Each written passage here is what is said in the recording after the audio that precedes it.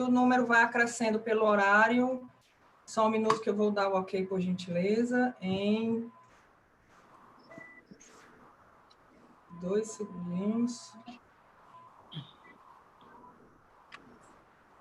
Maravilha, estamos ao vivo. Excelente evento. Obrigado. Posso começar aqui, não é isso, Mara? Pode, doutor, fique à vontade. Meus amigos, uma boa tarde para vocês.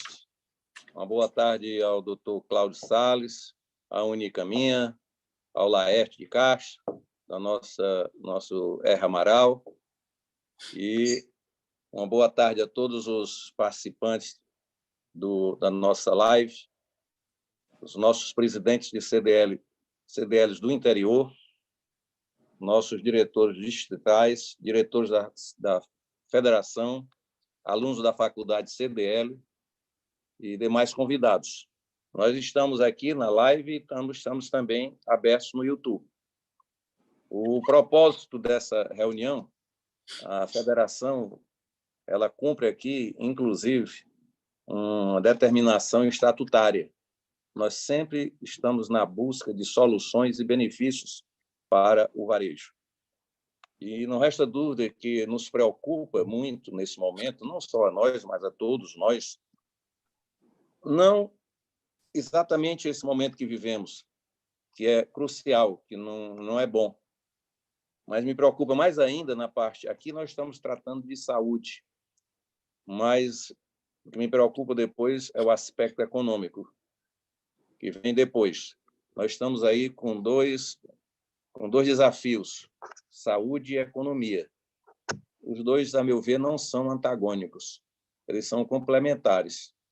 Eu não tenho uma economia sem saúde e a saúde eu preciso da economia. Então, eu preciso trabalhar com os dois, e foi assim que a federação abraçou desde o início, adotando políticas de preservação da saúde, mas sem esquecer da preservação da economia, porque o pós também é traumático. E isso é o que está nos preocupando no Ceará, no Brasil, no mundo como um todo. As nossas empresas varejistas, 95% delas que são associadas à nossa federação, são 33 mil, 95 são pequenas e médias empresas. Elas já estavam combalidas antes da pandemia. Eu não digo epidemia nem pandemia, é pandemonia, porque ficou uma coisa tão complexa que é um pandemônio que virou uma pandemonia. Esse foi um termo que eu me dei a liberdade de criar. Então, após esse vendaval que a gente espera que passe, as empresas que só sobrarem, que vão sobreviver, que já vinham ruim, elas vão precisar de muito apoio para continuar e persistir vivendo. E é importante que assim seja para que as pessoas também sobrevivam, porque sem as empresas, como é que vai ficar essa grande massa de pessoas desempregados? O governo limitou aquele auxílio a 3 meses. Está tramitando já no Congresso uma proposta de elastecer esse prazo para até dezembro, que seria quando se encerraria o decreto de calamidade pública. Não resta dúvida que essa medida, se ela for alcançada, traz um suspiro para essa grande massa, embora não solucione, mas é um suspiro, ninguém vai viver disso. E vamos, certamente, que as empresas vão encontrar um momento muito difícil, principalmente na relação delas, porque de um lado tem um fornecedor e do outro tem o adquirente. E vamos conviver com muitos conflitos dessa natureza. E se nós não tivermos uma ideia de como transpor esse momento, muitas vezes você vai só sobrar, você vai afundar por falta de um conhecimento. E não resta dúvida que hoje o propósito de trazer R. Amaral como conhecedores dessa matéria que vão tratar aqui, que é a recuperação judicial das empresas, é justamente uma ferramenta que se oferece às empresas para que elas tenham mais uma possibilidade de sobrevivência em um ambiente salutar, em um ambiente que, de fato, construa algo, porque ele já é disciplinado. não pode ser feito ao acaso. Ele tem que ser... É um remédio, que é amargo também, que tem que ser ministrado por quem conhece, na dosagem certa, e quem assim o fizer vai ter mais uma possibilidade de sobrevivência. E este é o propósito da federação, em oferecer esta oportunidade. Por que Erra Amaral? Erra Amaral, eu conheço de perto, é um escritório muito bem estruturado, com pessoas capacitadas, advogados bem renomados. Eu, a partir do titular da Erra Amaral, que é meu amigo e que eu conheço, por isso que eu empresto e trago para cá, porque sei da capacidade deles, de vocês que estão aí, e de como vocês são éticos na entrega daquilo que vocês se propõem a fazer. Eu não iria nunca lançar para o Ceará uma solução dessa, entregando a alguém que eu não conhecesse, nem em que eu não acreditasse. E eu, para dizer a vocês que eu acredito, começo em casa, com um exemplo de casa. Erra Amaral é quem assiste os nossos negócios. Nós entregamos tudo a vocês. E se eu estou hoje aqui respaldando essa manifestação, é pelo desempenho que temos conseguido com vocês. Então, não iria nunca fazer uma aventura por alguém que chegou aqui dizendo que era bom e que era isso ou aquilo, sem eu, de fato, conhecer de perto. Eu queria, nesse ponto, então, tranquilizar aos empresários que estão nos escutando. Aqui você não encerra, aqui é só um começo. É para que você tenha ideia do que é que pode vir. Certamente que na hora da necessidade, você vai saber onde buscar o remédio. Isso é mais ou menos como médico. Você prescreve e tal, mas o remédio não vai estar aqui logo, vai estar numa farmácia, vai ter um tratamento, que isso aí os técnicos vão poder acompanhar as empresas. Não estou com isso, nem vou querer que todo mundo vá precisar de recuperação judicial, mas nós não somos crianças e sabemos que muitos vão precisar. E isso é exemplo do doente, fazendo uma analogia, muitas vezes procura o remédio quando não tem mais jeito. E isso, muitas vezes, é ruim. Você teria uma oportunidade, mas não soube usá-la. É importante que você use em tempo oportuno e não tenha medo de fazê-lo. Um tratamento judicial, acompanhado por técnicos bem orientados, e que termina, essa ferramenta, ela termina vindo em benefício dos dois lados, do fornecedor e do comprador da empresa. Porque o fornecedor, se ele bem pensar, ele prefere uma recuperação judicial bem elaborada a ficar numa demanda sem fim, e a cada dia mais o doente morre, a empresa acaba e ele não recebe nada. Uma recuperação bem orientada, ela termina sendo benéfica para todos, que esse é o nosso propósito. Eu vi fulano, ele entrou e naufragou, não deu em nada. Muitas vezes é porque ele chegou atrasado. Muitas vezes ele não foi bem acompanhado e não foi... A solução não é por conta do remédio que não prestava, é por quem aplicou ou por quem tomou. A dose ou foi excessiva ou então chegou atrasada. O meu objetivo aqui não é dar aula para vocês nessa matéria, porque para isso é que está aqui o pessoal da Erra Amaral. Eu vou já me adiantar a vocês que eu vou me ausentar antes. Eu tenho uma live hoje do Grupo Técnico do Governo, o GT, começa às 18 horas, em que eles devem apresentar para a gente protocolo em que sinaliza a possibilidade de retorno às atividades empresariais. Nós apresentamos um protocolo elaborado pela federação e outras entidades também fizeram. Os técnicos se reuniram, fizeram um cômputo disso e certamente que hoje estarão nos apresentando. Vamos avaliar isso. Eu não poderia deixar de estar ali, porque eu estou representando o comércio ali, o comércio interiorano todo, principalmente, porque Fortaleza tem assento lá, CDL de Fortaleza, mas o Ceará como um todo, nós estamos ali. Eu vou pedir desculpa a vocês que estão aqui ouvindo e também aos nossos convidados, que entendam aqui, eu vou ficar até o momento em que eu puder estar aqui.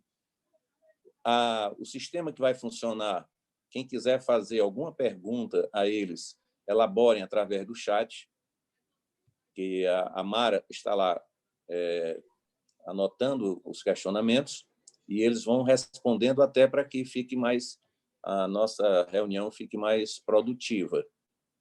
Eu aqui termino a minha fala, agradeço a todos vocês e boa sorte no nosso trabalho. Muito obrigado a todos. Bem, boa tarde. Queria agradecer, primeiramente, ao Dr. Freitas Cordeiro pelas palavras generosas e aproveitando também, esclarecendo que o escritório tem apenas uma pequena participação nesse webinar. Estão presentes também a professora Winnie Caminha, o Dr. Cláudio Salles, da primeira vara de recuperação de empresas e falências de Fortaleza, né, e o Luiz Armando, que é nosso colega de escritório. Agradecer também à FCDL por ter aceito a proposta para a realização desse evento e o ter realizado. E aí vamos, então, dar início aos trabalhos. Nós organizamos o roteiro desse webinar seguindo a sequência lógica, né? Iniciarei falando do requerimento de recuperação, ou seja, a fase logo antes do início da recuperação judicial e o instrumento pelo qual ela se inicia, seguindo, então, do Dr. Cláudio, que vai falar sobre o processo de recuperação em si, que é algo que ele trabalha no dia a dia, vive a recuperação judicial já há vários anos. Teremos, na sequência, também o Luiz Armando, que vai falar sobre o plano, que é uma parte muito importante dentro da recuperação judicial, e, finalmente, a doutora Winnie, que vai falar um pouco das novidades legislativas em matéria de recuperação, que, salvo engano, inclusive, a professora Winnie tem participado também dessas discussões, né, professora? Então, vamos iniciando aqui. Eu queria começar um pouco a falar, e aí seguindo exatamente o que o Dr. Freitas Cordeiro comentou, ou seja, sensível às dificuldades que as empresas vêm passando atualmente, falar um pouco das medidas que podem ser tomadas, né, pelas empresas que se encontram em crise econômica, né, com o objetivo de tentarem se recuperar, mas antes mesmo de pensar em passar por um processo de recuperação judicial. Então, assim, a recuperação judicial não necessariamente é a primeira solução ou a primeira saída que a empresa pode e deve buscar. Existem várias coisas que podem ser feitas previamente a uma recuperação judicial.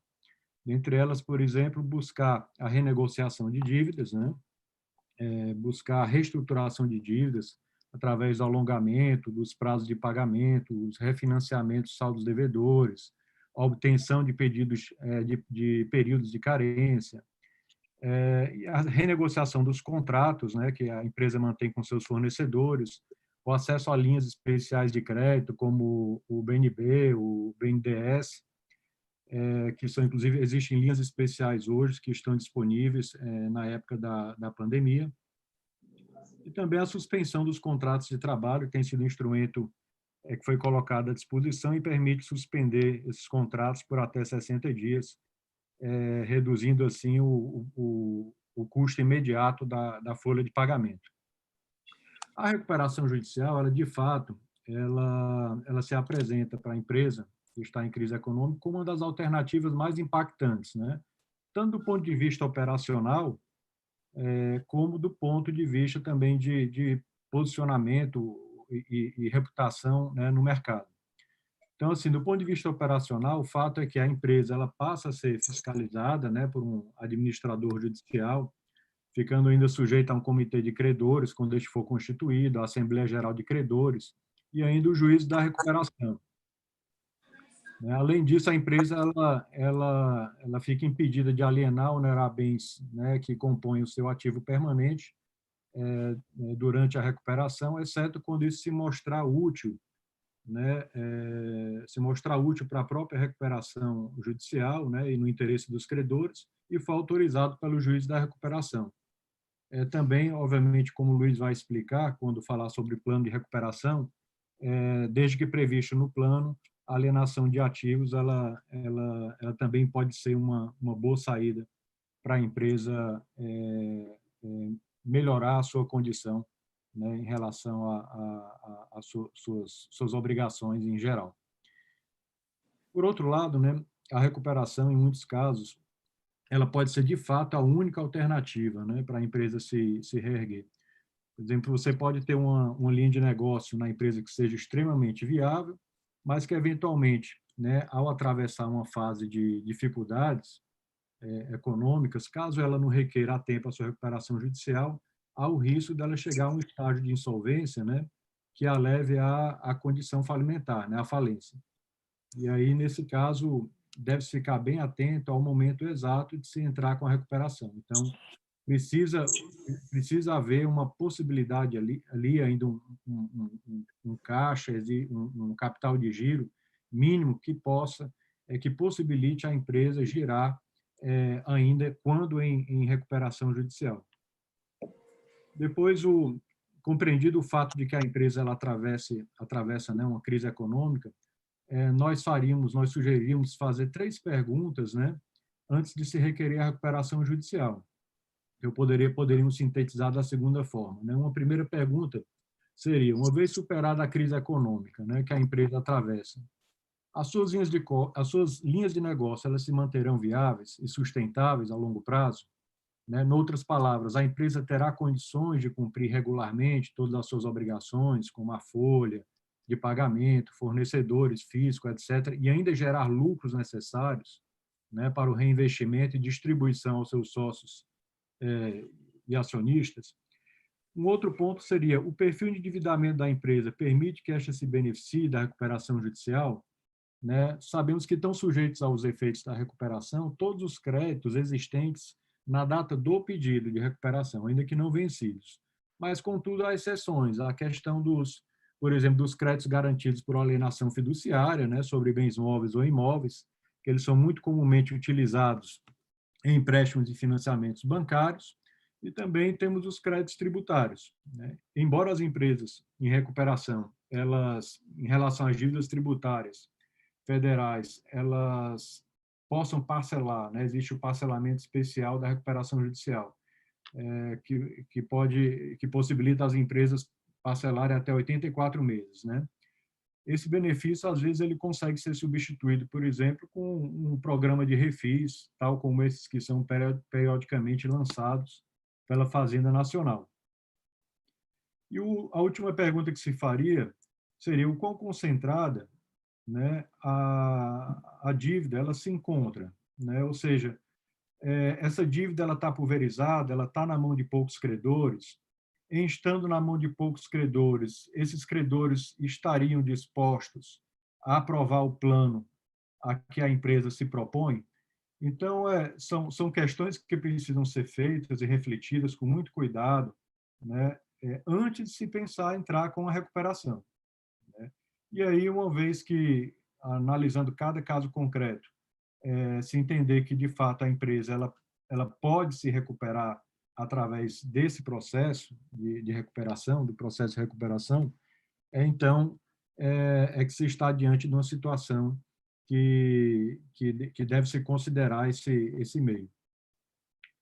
Então, assim, o cenário atual, né, que nós estamos vivendo e atravessando, que tem fortes impactos, né, negativos causados pela pandemia do coronavírus, como a suspensão de atividades produtivas, redução do consumo, desvalorização da moeda, aumento da inadimplência, rescisões contratuais por motivo de força maior, demissões e pagamentos de verbas rescisórias, é um cenário que demonstra que nós provavelmente teremos aí nas próximas semanas, meses, ou seja, durante a crise e o pós-crise, teremos um aumento provável de pedidos de recuperação judicial. Mas, afinal, então, quem é que pode requerer a recuperação? Poderá requerer, né, a empresa e aí, quando falo empresa, eu estou me referindo a empresário individual, a sociedade limitada, a Ireli, a SA, né? Ou seja, são aqueles tipos de sociedade e empresários que têm registro na junta comercial, né? Existem outros tipos societários que não são considerados empresários, e esses daí já não estariam sujeitos à recuperação. E aí, então, no momento que ela fizer o pedido, ela precisa já estar pelo menos 2 anos exercendo as suas atividades empresárias. Aí some-se isso ao fato de que ela não poderá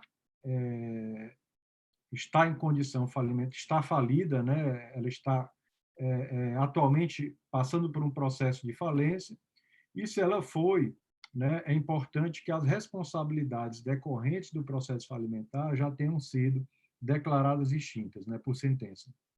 Um outro requisito seria que não pode ter, há menos de 5 anos, obtido já a concessão de recuperação judicial, inclusive quando com base no plano especial, né, que o Luiz Armando aí explicará depois na sequência, quando falar de plano de recuperação.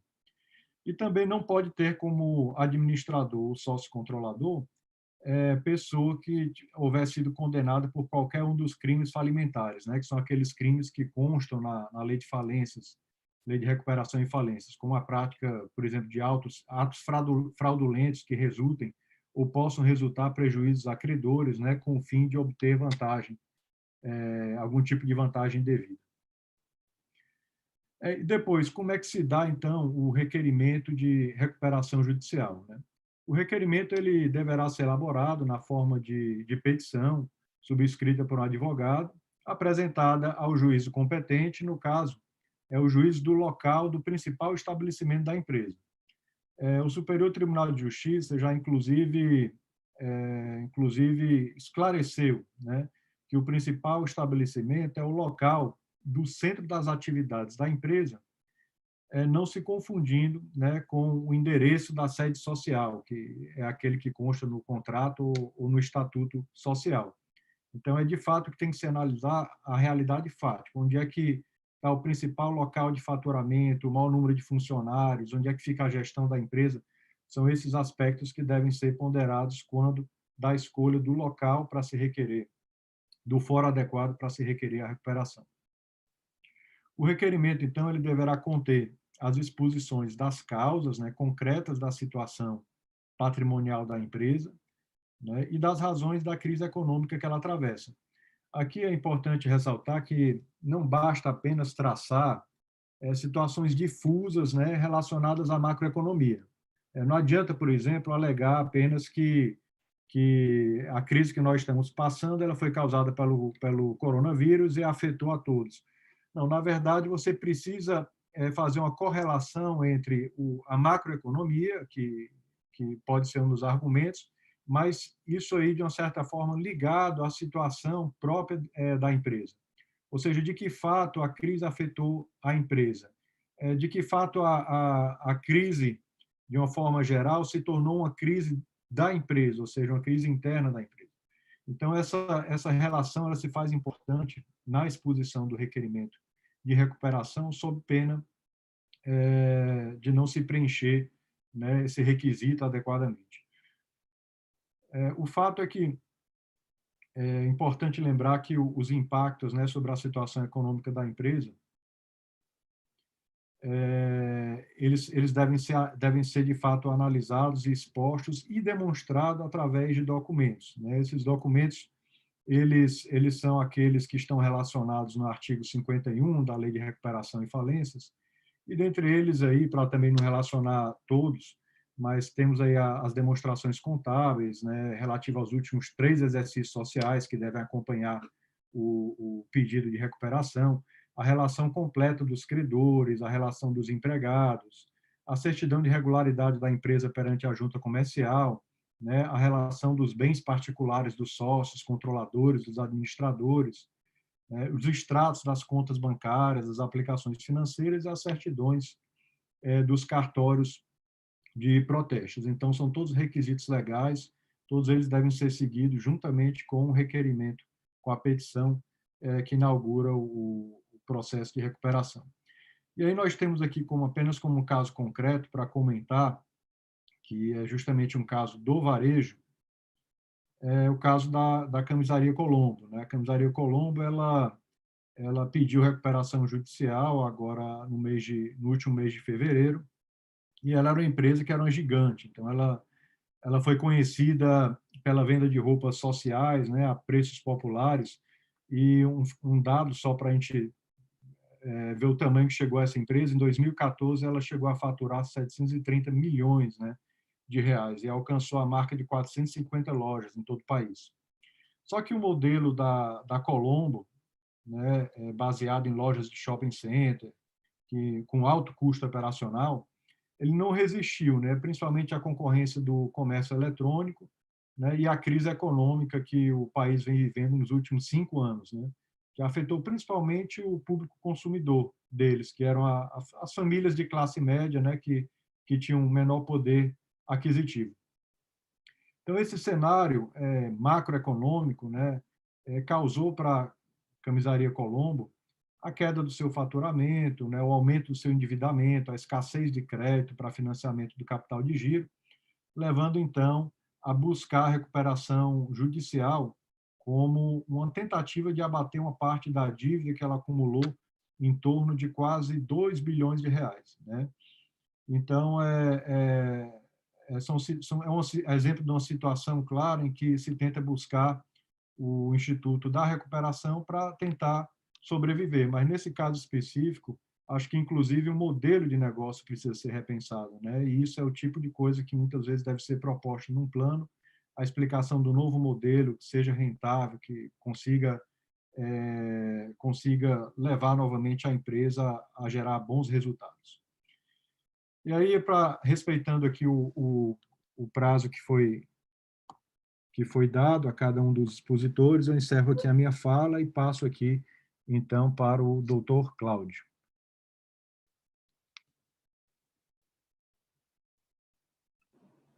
Boa tarde a todos, ao doutor Freitas Cordeiro, presidente da FCDL, a doutora Uine Caminha, professora da UFC, da Unifor, o doutor Laerte, o doutor Luiz Armando, que fazem parte do escritório R. Amaral. Inicialmente, eu quero agradecer o convite que me foi formulado pela FCDL e o escritório R. Amaral para participar desse evento que tem como tema a recuperação judicial como alternativa para a superação da crise. Esse tema, recuperação judicial, tem sido amplamente debatido nos últimos 5 anos, notadamente em função da crise que afetou o Brasil a partir de 2015 e que motivou o ingresso de uma série de recuperações judiciais, não só aqui no estado do Ceará, mas em todo o Brasil. E agora está voltando à tona, talvez até com maior intensidade, em razão das medidas de isolamento social adotadas pelo poder público como forma de combate à pandemia causada pelo Covid-19, medidas estas que têm causado uma grande redução no faturamento das empresas, fazendo com que elas, já nesse momento, não consigam honrar com os contratos firmados com seus credores, com seus colaboradores. Diante desse cenário, a recuperação judicial se apresenta como uma das alternativas a serem utilizadas pelo empresário para a tentativa de superação dessa crise que lhe atinge nesse momento.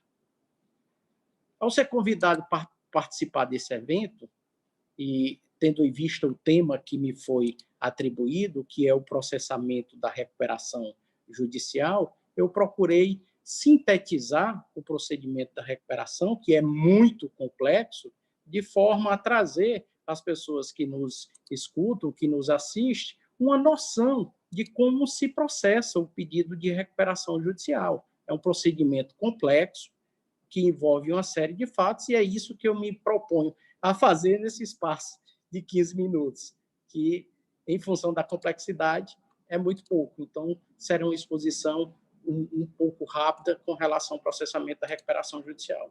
Como o doutor Laerte bem afirmou aí, o pedido é apresentado através de um advogado, deve ser instruído com uma série de documentos, e o juiz, ao receber esse pedido inicial, deve fazer uma análise para ver se a documentação exigida pela legislação foi atendida, foi apresentada pelo devedor. Se o juiz entender que aquele pedido não contempla aquela documentação, deve determinar a intimação do advogado para que ele emende a petição inicial, complementando com aqueles documentos. Por outro lado, se ele entender que o pedido preenche os requisitos legais, deve proferir uma decisão determinando o processamento da recuperação judicial. Essa decisão, além de desencadear o processamento da recuperação judicial, determina uma série de outras providências. Dentre elas, a que reputo de maior importância, é a que determina a suspensão de todas as ações e execuções ajuizadas contra o devedor pelo prazo de 180 dias. E aí convém ressaltar as exceções já informadas pelo doutor Laerte, que são com relação àqueles créditos que não se sujeitam à recuperação judicial, que normalmente são discutidas em ações de execução fiscal e também em ações de execuções movidas por instituições financeiras, fundamentadas em títulos de créditos garantidos por alienação fiduciária ou cessão fiduciária. Então, esses créditos não se sujeitam à recuperação. Normalmente, essas ações, essas últimas a que eu me refiro, elas são ajuizadas por instituições financeiras. Apesar da lei estabelecer que esse prazo de 180 dias é improrrogável, o entendimento pacífico dos tribunais, inclusive do STJ, é que esse prazo pode ser prorrogado e, na regra, na realidade, termina sendo, na maioria das vezes, desde que a demora no processamento da recuperação judicial ela não seja atribuível ao devedor. Essa medida de suspensão das ações, além de proteger o patrimônio do devedor contra eventuais bloqueios, eventuais penhoras, ela termina por compelir o credor a passar a negociar com o devedor em uma condição diferenciada, condição essa que normalmente não seria tratada entre as partes se o devedor não entrasse com pedido de recuperação judicial. Você imagine aqui, a título de exemplo, um devedor em dificuldade financeira chega na instituição financeira e diz: olha, eu estou te devendo aqui R$500 mil, estou numa dificuldade financeira, te proponho a pagar em R$300 mil no prazo de 60 meses, começando daqui a 1 ano e meio.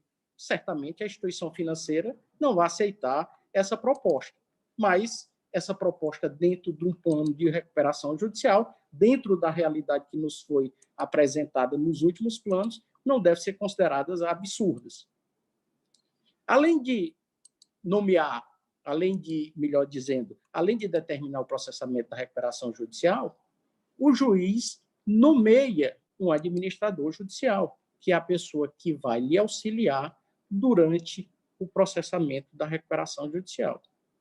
E também, nesta decisão, manda publicar um edital contendo a lista apresentada pelo administrador judicial, que é um dos requisitos para formular o pedido, que ele apresente em juízo quem são os seus credores.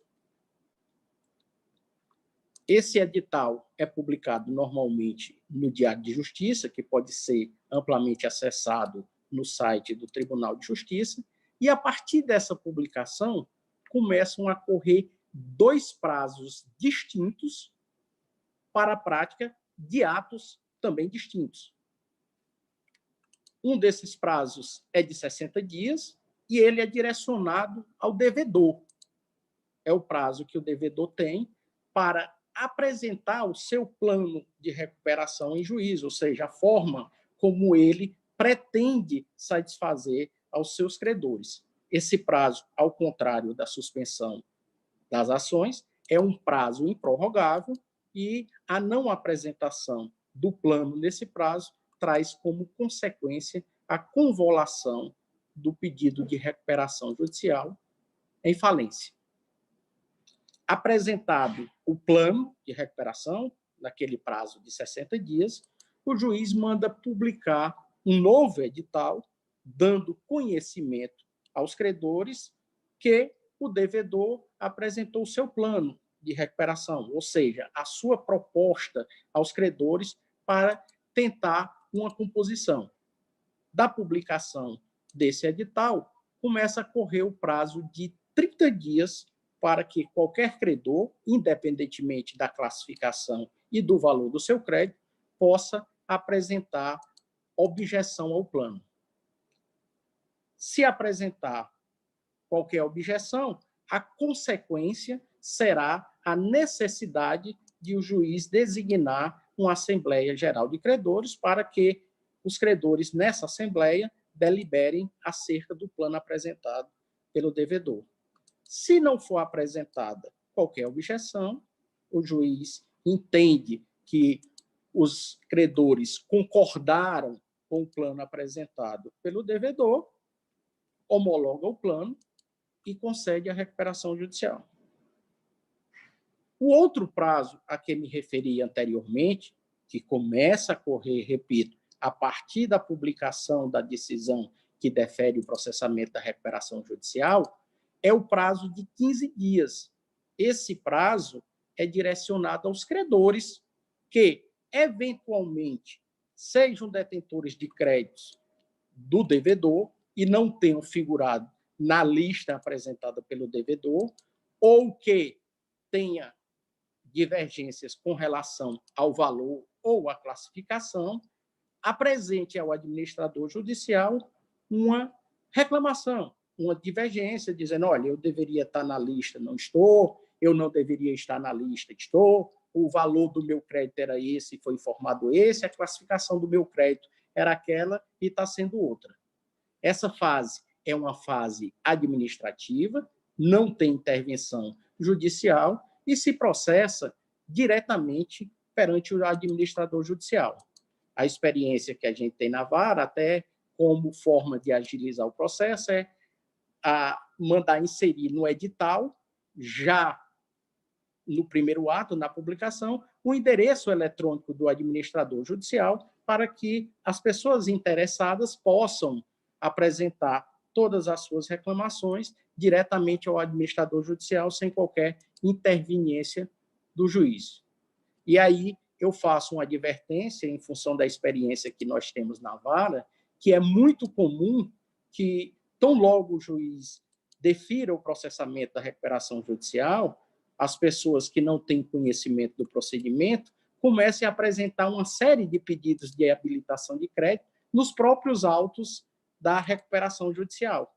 E esses pedidos são prontamente indeferidos por reconhecer o juiz que, naquele momento, o credor carece de interesse processual para movimentar a máquina judiciária quando o procedimento ainda está na fase administrativa. Encerrado o prazo para apresentação de divergências perante o administrador, que é de 15 dias, começa a correr um outro prazo, e esse prazo direcionado ao administrador, que é de 45 dias. Durante esse prazo, o administrador judicial, com base nos livros contábeis, nos documentos comerciais e fiscais do devedor, como o doutor Laerte bem esclareceu, que são obrigados a apresentar, vai apresentar a sua lista de credores, ou seja, ele vai depurar a lista apresentada pelo devedor, com base nas informações que lhe foram apresentadas, e, em seguida, apresenta uma nova lista. Apresentada a lista do administrador judicial, o juiz manda publicar um outro edital. Desta feita, contendo a lista de credores apresentadas pelo devedor, com as alterações realizadas pelo administrador judicial depois das reclamações que lhe foram apresentadas. A partir da publicação deste edital, começa a correr o prazo de 10 dias para que o devedor, os seus sócios, qualquer credor ou o Ministério Público possa apresentar impugnação à lista do administrador judicial.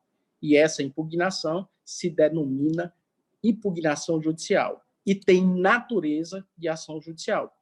Por isso, ela deve ser apresentada por advogado, distribuída por dependência ao processo da recuperação judicial e tramitará no juízo. O procedimento dessa impugnação é bem simples. O juiz recebe a impugnação, que deve ser instruída com os documentos que o impugnante julgar que são necessários para comprovar a sua insatisfação, mandará ouvir o impugnado, em seguida o administrador judicial, o Ministério Público e depois profere uma decisão. Essas fases que foram ventiladas anteriormente, informadas, tá certo? Que compreendem a publicação da lista do administrador judicial e a lista do devedor, ela tem por objetivo a formação do quadro geral de credores da empresa em recuperação. Esse quadro geral de credores é a lista definitiva, em que nela vai constar os créditos que foram reconhecidos nessas 3 fases como sendo devidos aos seus credores. E ela tem por base ou por objetivo, tá certo, subsidiar a realização da Assembleia Geral de Credores, pois são os créditos constantes naquele quadro geral de credores que deverão ser observados pelo administrador judicial no momento da votação do plano apresentado pelo devedor. Julgadas as impugnações apresentadas pelas partes, se não todas, mas pelo menos as que contenham maior relevância para o resultado da votação, uma vez que, dependendo do tamanho da recuperação, torna-se praticamente impossível o julgamento de todas as impugnações antes da realização da Assembleia Geral de Credores, pois, dependendo da recuperação, nós temos centenas e, às vezes, até milhares de impugnações. Um exemplo que a gente pode trazer aqui é o exemplo da Oi, que milhares de impugnações foram apresentadas. O juiz deve designar, melhor dizendo, uma Assembleia Geral de Credores, publicando o edital com antecedência mínima de 15 dias, convocando os credores para participar dessa votação. Para fins de votação e de habilitação de crédito, os créditos são divididos em 4 classes. A primeira classe, melhor dizendo, é a classe trabalhista, que é composta pelos titulares de créditos derivados da relação de trabalho ou decorrentes de acidente de trabalho. A segunda classe é composta pelos credores detentores de garantia real. A terceira classe é composta pelos credores quirografários, e essa classe, melhor dizendo, é composta de todos os credores que não se enquadram nas demais classes. E a quarta classe é composta pelos titulares de créditos enquadrados, ou melhor, pelos credores enquadrados como microempresa ou empresa de pequeno porte. Os titulares dos créditos classificados na classe 1 e 4, na classe 1 trabalhista e na classe 4 micro e pequenas empresas, votam na Assembleia Geral de Credores pelo total do seu crédito, independentemente do valor, ou seja, votam por cabeça. Cada credor, um voto. Os titulares de crédito com garantia real votam na classe 2, garantia real, mas somente até o limite do bem que lhe foi dado em garantia. Se o seu crédito exceder o valor desse bem que foi lhe dado em garantia, o valor excedente será computado na classe 3, que é a classe dos credores quirografários.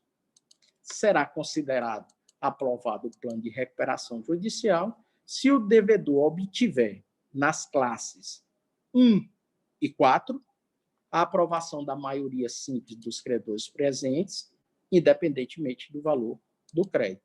E nas classes 2 e 3, a aprovação dos credores que representem mais da metade do valor total dos créditos presentes em assembleia, e aí, repito, e é bom atentar, são os créditos presentes em assembleia e não os créditos habilitados, porque nem sempre todos os detentores dos créditos habilitados comparecem à sessão, à assembleia, melhor dizendo, e cumulativamente, tá certo? Pela maioria simples dos credores presentes. E aí cabe uma ressalva que o credor que não tiver o valor ou a classificação do seu crédito alterado pelo plano apresentado pelo devedor, não terá direito a voto na Assembleia e também não terá o valor do seu crédito computado para fins de formação do quórum da Assembleia. Se a maioria dos credores aprovar o plano, em cada uma das classes que é necessária essa aprovação, o juiz, depois de ouvir os credores acerca do resultado da Assembleia, e aí pode adivinhar uma pergunta, mas por que o senhor vai ouvir os credores se os credores já aprovaram? Porque o plano, eventualmente, pode contemplar alguma cláusula que venha atingir o interesse desses credores que não compareceram à Assembleia, e essa cláusula ferir alguma disposição expressa de lei, melhor dizendo. Ou seja, o juiz fazendo o controle da legalidade das cláusulas contidas no plano pode, eventualmente, afastar uma daquelas condições se ela vier a ferir algum dispositivo legal.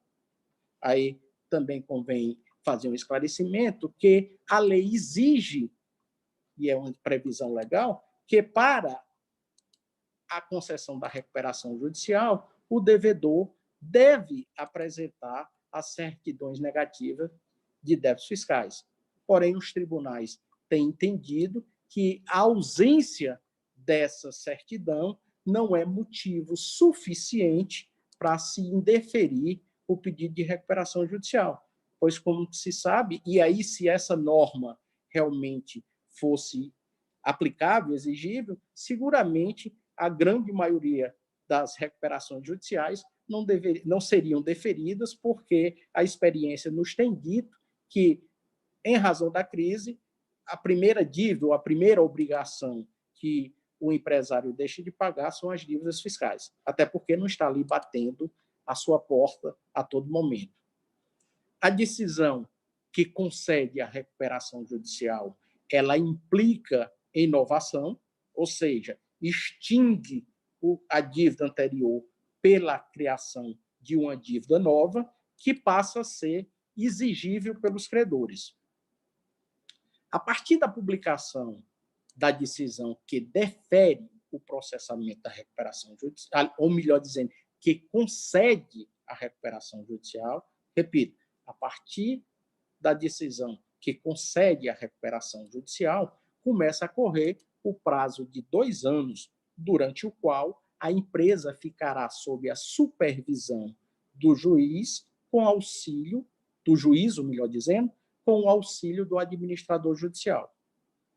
Ao término desses 2 anos, se constatar que a empresa cumpriu todas as condições estabelecidas no plano e exigíveis nesses 2 anos, o juiz profere uma decisão determinando o encerramento da recuperação judicial, embora que o plano de recuperação contemple obrigações a serem adimplidas em 5, 8, 10 anos, porque a legislação diz que a empresa deve ficar sob a supervisão do juiz apenas e tão somente pelo prazo de 2 anos.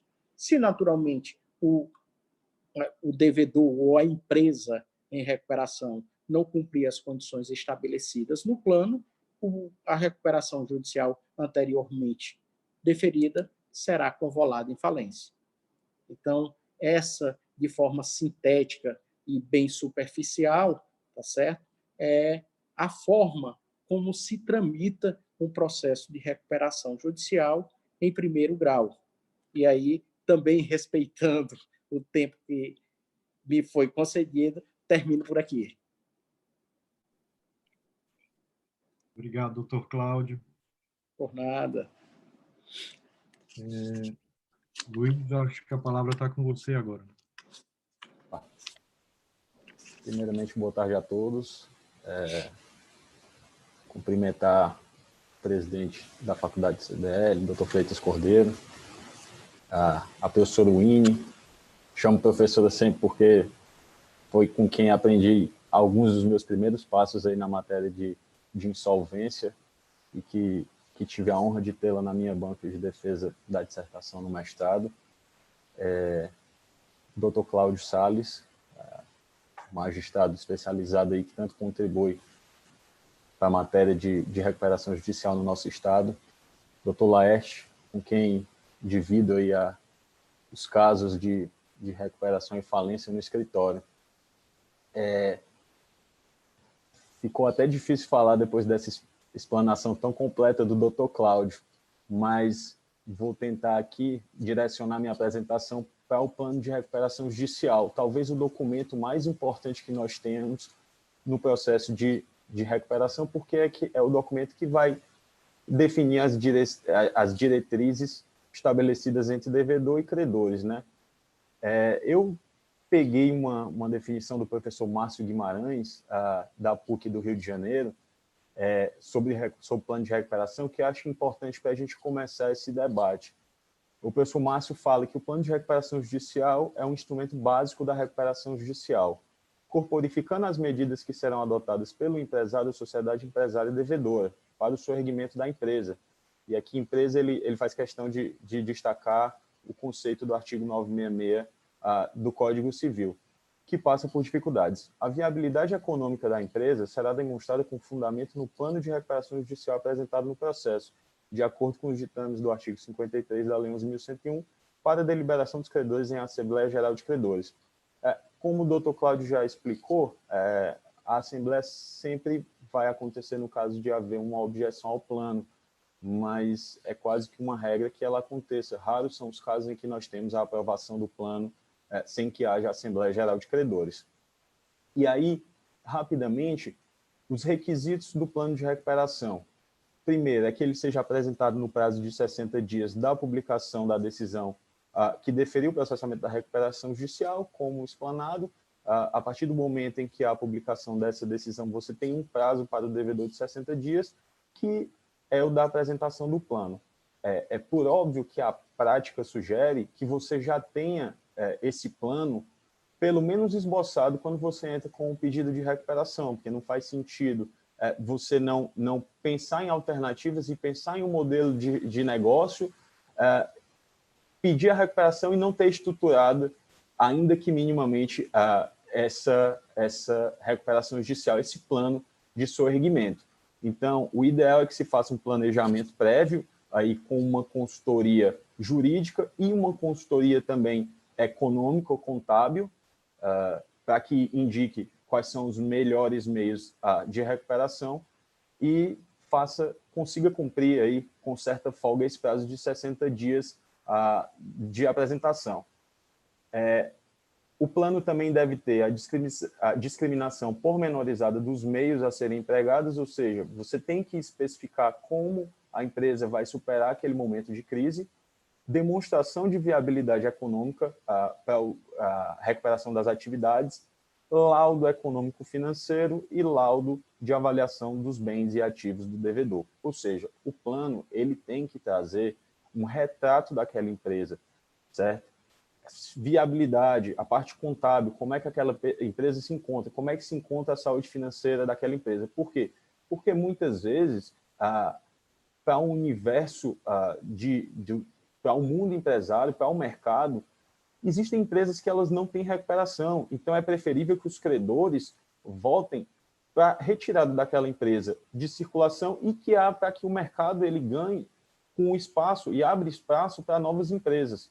A recuperação judicial ela é um meio muito oportuno de soerguimento da atividade empresária, desde que aquela atividade ela tenha a possibilidade de se recuperar. Em não havendo, é melhor para todo o mercado, para todo o universo de fornecedores, consumidores e produtores, que você tenha a substituição daquela atividade, porque você vai estar só postergando o fim dela.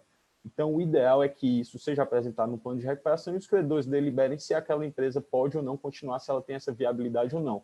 Por isso, a importância dos laudos, tanto de avaliação dos bens, porque você tem uma possibilidade de mensuração de ativos daquela empresa, como laudo econômico para saber descrição de passivo e possibilidades de recuperação.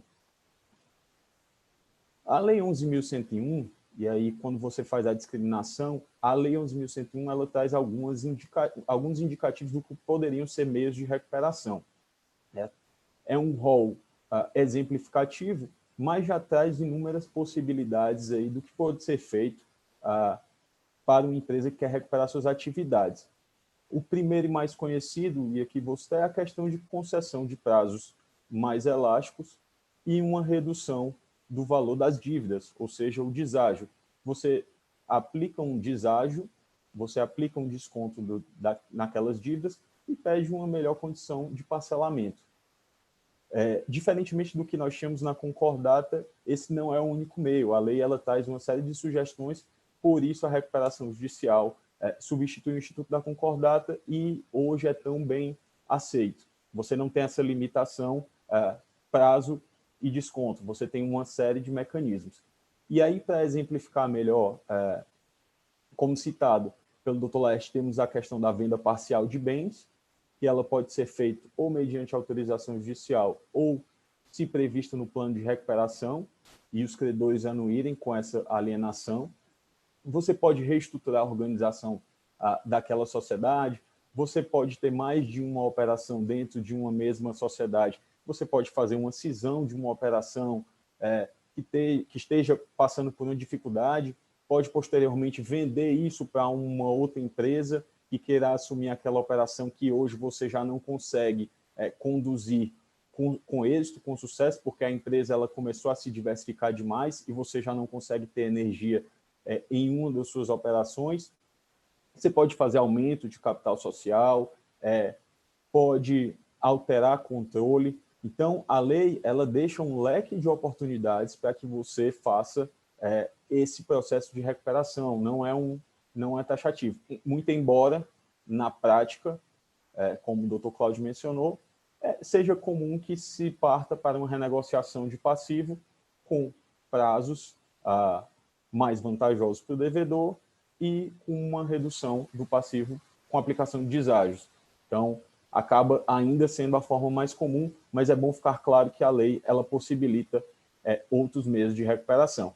E aí, apenas para exemplificar, primeiro, muito comum também a questão do credor fornecedor ou do credor parceiro, que é uma modalidade especial dentro do plano, que você privilegia aqueles credores que continuarão fornecendo a empresa em recuperação, porque a partir do momento que a empresa ela entra em recuperação judicial, é inegável que o mercado vai vê-la de outra forma, certo? Você vai ter fornecedores, você vai ter instituições financeiras com uma limitação de concessão de financiamentos, você cria uma série de obstáculos para aquela empresa. Então, é bom que aquela empresa crie também mecanismos que incentivem seus credores a continuarem com ela negociando. Uma das mais comuns é a questão da criação do credor fornecedor. Esse credor ele é elencado dentro do plano, dentro dessa categoria, se aderir, certo? E aí ele vai receber dentro de uma condição diferenciada. E o plano, e a lei não faz nenhuma vedação a isso, ou seja, ela estimula que você continue privilegiando aquele credor que acredita em você durante a recuperação. E aí um outro caso bastante curioso nesse meio de recuperação seria o caso do Grupo Viver. O Viver tem atuação no ramo de incorporação e construção. É um grupo que tem ações negociadas na Bolsa de Valores e uma das propostas que foi feita na recuperação judicial do Grupo Viver foi o aumento do capital social da holding e a conversão da dívida em ações. Ou seja, os principais credores, esse não foi o único modelo que foi proposto, mas os principais credores acabaram se tornando acionistas do Grupo Viver. Ou seja, você aumenta o seu capital social. Para uma empresa que já é habituada com pulverização de capital, isso pode ser uma saída válida, porque você não desembolsa valor. você chama mais pessoas para aportarem, claro, não tem um aporte porque é uma conversão de dívida, mas em compensação você reduz o seu passivo. E o Grupo Viver conseguiu aí o deferimento e posteriormente a concessão da recuperação judicial, demonstrando que existem aí essas múltiplas possibilidades dentro do plano, certo? A apresentação do plano, como dito, ela tem que ser feita no prazo de 60 dias, sob pena de convolução em falência. Conforme dito também, o ideal, e é muito comum que se apresente, que se cumpra esse prazo, uma vez que, ao elaborar o pedido, o devedor ele já tem esse plano, pelo menos, esboçado. Outro ponto que se deve destacar é que apenas o devedor tem a legitimidade de apresentar o plano de recuperação, e as propostas de alteração deverão conter sua anuência, ou seja, parte do devedor o texto base do plano de recuperação, e se for feita uma alteração, o devedor tem que anuir, ele tem que concordar. E aí a professora Winnie poderá explicar melhor isso, mas existe uma proposta de alteração em que os credores apresentem o substitutivo e aprovem sem a anuência do devedor. Por quê? Porque aí você tira os credores de uma posição de inferioridade de ou eu aprovo o plano de recuperação conforme está sendo proposto aqui, ou vai ter uma convolução em falência que eu vou ter uma dificuldade igual ou maior de recebimento daquele valor. Então, o objetivo do legislador é criar um equilíbrio sem que necessariamente os credores fiquem sujeitos à concordância do devedor. Em caso de objeções, é convocada a Assembleia Geral de Credores para votação do plano, e, caso não existam as objeções, conforme dito, caberá ao Poder Judiciário apenas o controle de legalidade daquele plano de recuperação, atendidos os critérios definidos por lei, o plano é aprovado e a recuperação judicial é concedida.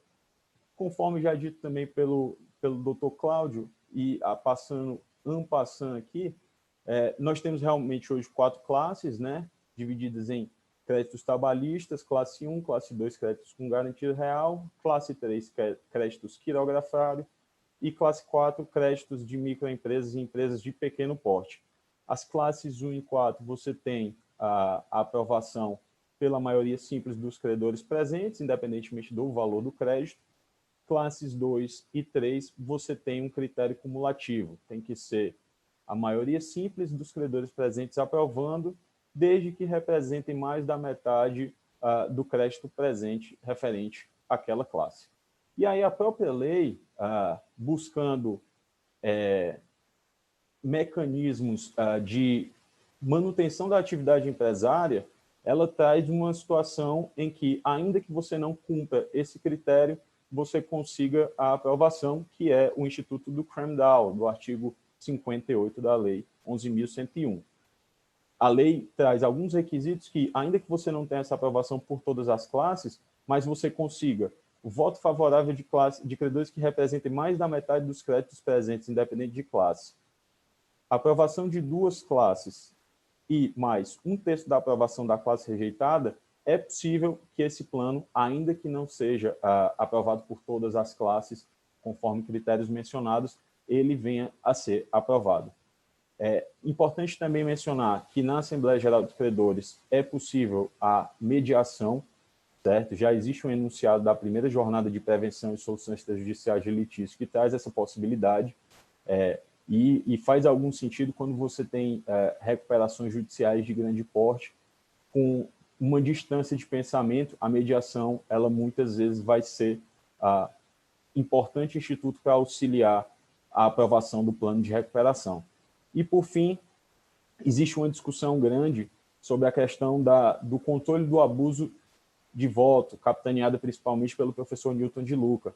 Ele defende que, em caso específico, quando constatado que há abuso do direito de voto, essa rejeição do plano ela pode ser superada com a anulação daquele voto que foi considerado abusivo, e a recuperação judicial ela é concedida.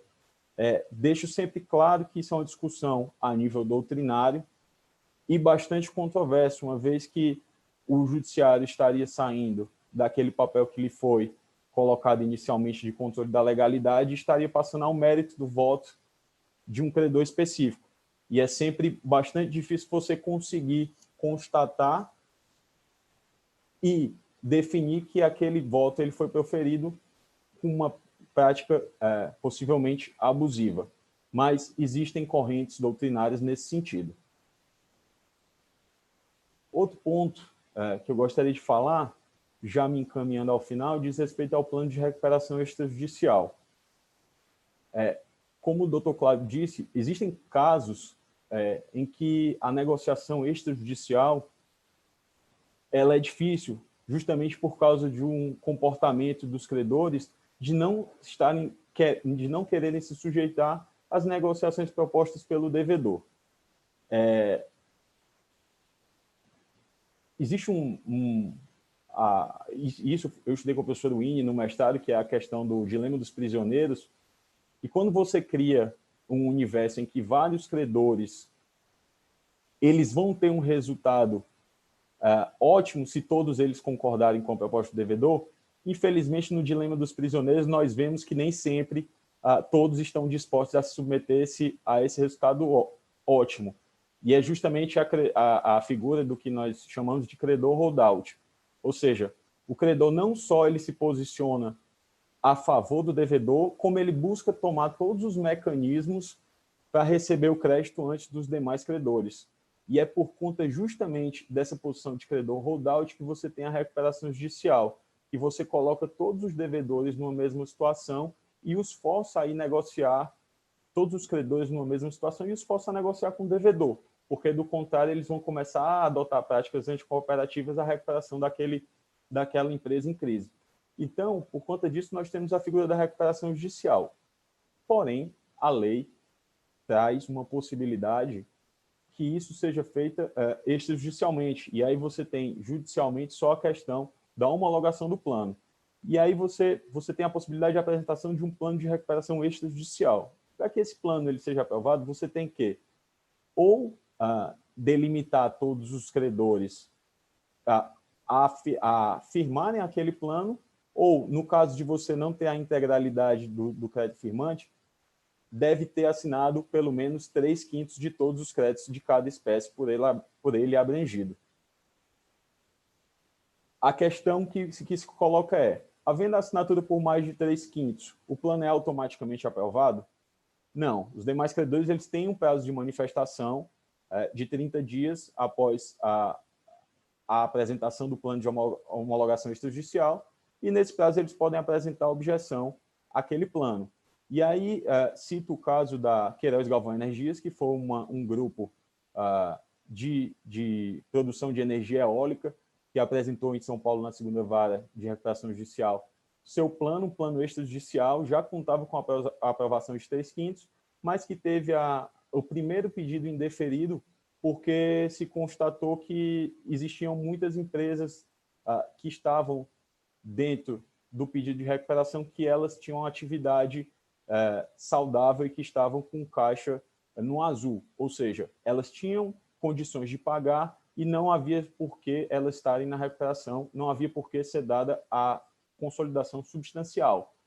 Então, esse pedido foi indeferido e depois as empresas entraram com esses pedidos desmembrados, apenas aquelas que estavam realmente enfrentando uma situação de crise. Então, essa aprovação ela não é automática, ainda que você tenha a assinatura de 3/5, você vai ter que passar pelo crivo dos credores e eles vão poder fazer objeção ao plano. Diferentemente do que nós temos na recuperação judicial, esse modelo de recuperação extrajudicial não se aplica aos credores trabalhistas, também não aos credores tributários ou aqueles credores com créditos garantidos por alienação fiduciária e as demais modalidades já citadas do artigo 49, parágrafo 3º. Outra modalidade de plano especial que a lei prevê diz respeito à recuperação judicial proposta por microempresas ou empresas de pequeno porte. Diferentemente do que nós temos no plano de recuperação comum, aqui a lei ela também cria um mecanismo de desconto, parcelamento e desconto, define os requisitos que esse plano vai ter que ser cumprido, e aí limita bastante os meios da recuperação judicial. Então, os requisitos, de forma breve, são o plano ele deve abranger todos os créditos existentes na data do pedido, ainda que não vencidos, excetuados os decorrentes de repasses de recursos oficiais, fiscais e previstos nos parágrafos 3º e 4º do artigo 49, que são justamente os créditos garantidos por alienação fiduciária e cessão fiduciária. Preverá um parcelamento em até 36 meses, certo?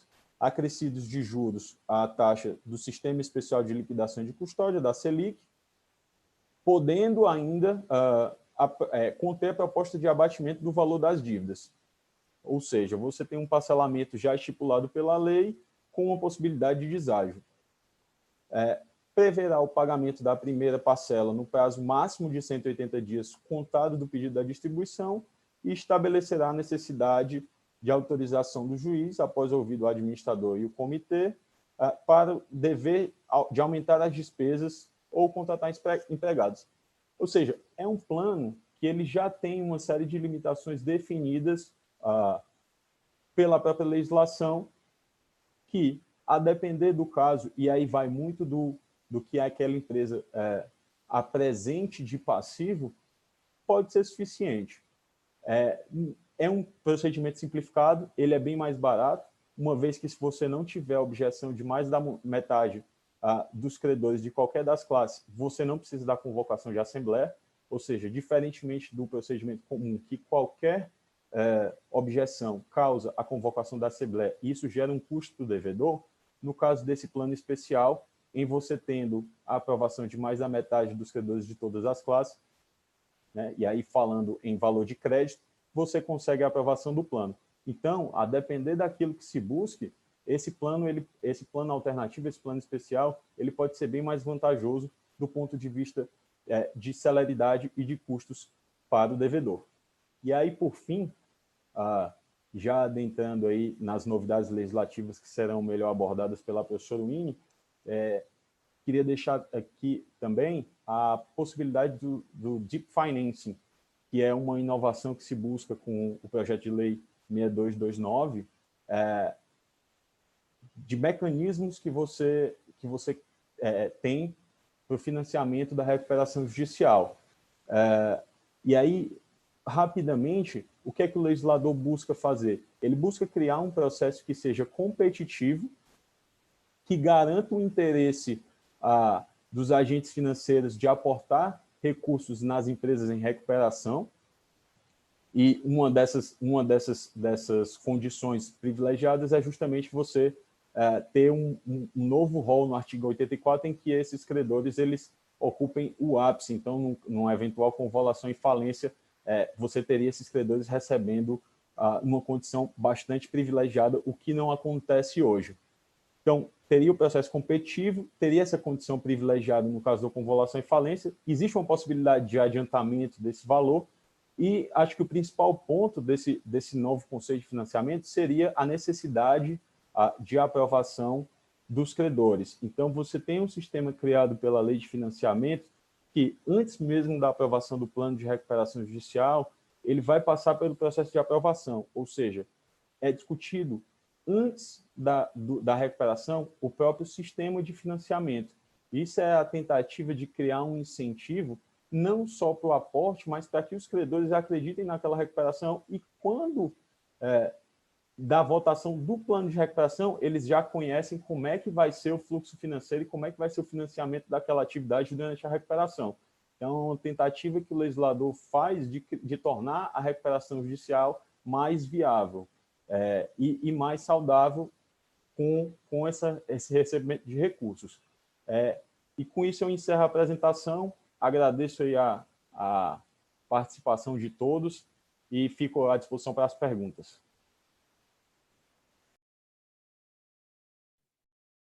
Ok, professora Winnie. Obrigado, Luiz. Você está com a palavra, professora. Obrigada, vou marcar aqui meu tempo, até porque eu tenho uma aula às 7. Queria agradecer pelo convite, o Luiz Armando, que me fez o convite, agradecer aos meus companheiros aqui de live, né, de webinar.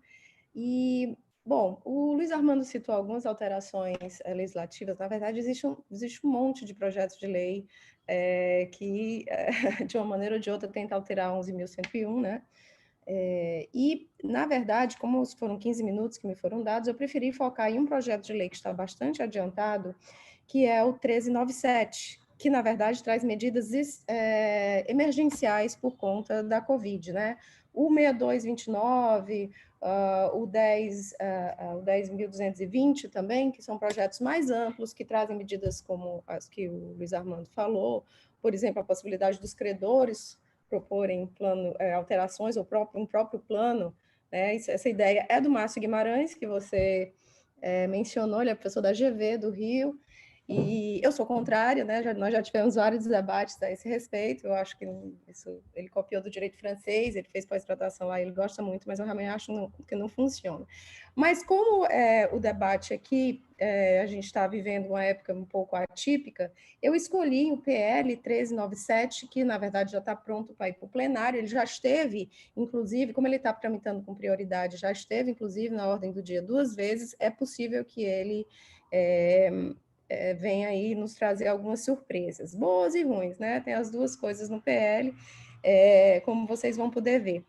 Além desse PL, que ainda é um projeto de lei, ou seja, a gente ainda não teve nenhuma alteração material na Lei 11.101, tivemos algumas recomendações do CNJ para os processos de falência e de recuperação judicial, né? Não sei se vocês acompanharam, mas a recomendação número 63 do CNJ, que basicamente tratou de recomendar a prorrogação do stay period, aquele período de 180 dias de suspensão das ações e execuções determinadas, caso as assembleias precisassem ser adiadas, né? Recomendou a suspensão de assembleias presenciais. Isso aí certamente teria que ser feito dessa maneira. As assembleias de sociedades anônimas e limitadas já estão sendo feitas de maneira virtual, né?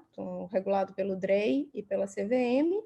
E ainda uma cautela maior dos juízes quando forem deliberar sobre atos executivos de natureza patrimonial. Então, isso são algumas recomendações do CNJ.